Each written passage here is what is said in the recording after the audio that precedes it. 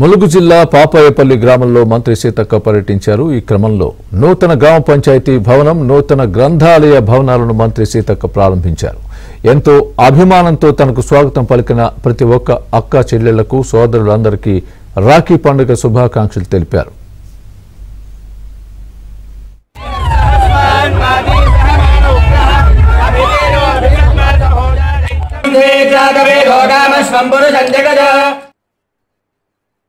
కాబట్టి మా అన్నలు తమ్ముళ్ళు అందరూ కూడా మరి ఆడబిడ్డల్ని గౌరవిద్దాం, ఆడబిడ్డల్ని రక్షణ ఇద్దాం, ఆడబిడ్డల్ని ఎదగనిద్దాం అనే లక్ష్యంతో మరి వాళ్ళకు మహిళలు కూడా అన్ని రంగాల్లో ముందుకు రావాలి. ఇక్కడ కూర్చున్నాం అమ్మ సర్పంచ్, ఆ మేడం అడిషనల్ కలెక్టర్, నేను మంత్రినైనా, నేను కూడా ఒక ఆడకూతుర్నే. కలెక్టర్ గారు వారి అమ్మ మనల్ని అన్నది కూడా ఆడకూతురే. కాబట్టి ఆడవాళ్ళు ఎక్కడ తక్కువే లేరు. ఆడవాళ్ళు కూడా తలుసుకుంటే అన్ని రంగాలలో ఇప్పటికే ఎదిగిండ్రు, వచ్చిర్రు. కాబట్టి ఆడవాళ్ళని తక్కువ అంచనా వేయకుండా ఈ దేశాన్ని ఏలిందే ఇందిరమ్మ. ఇందిరమ్మ ప్రధానమంత్రి అయ్యేటప్పటికి ఏముంది, ఆమె భర్త కూడా లేడు.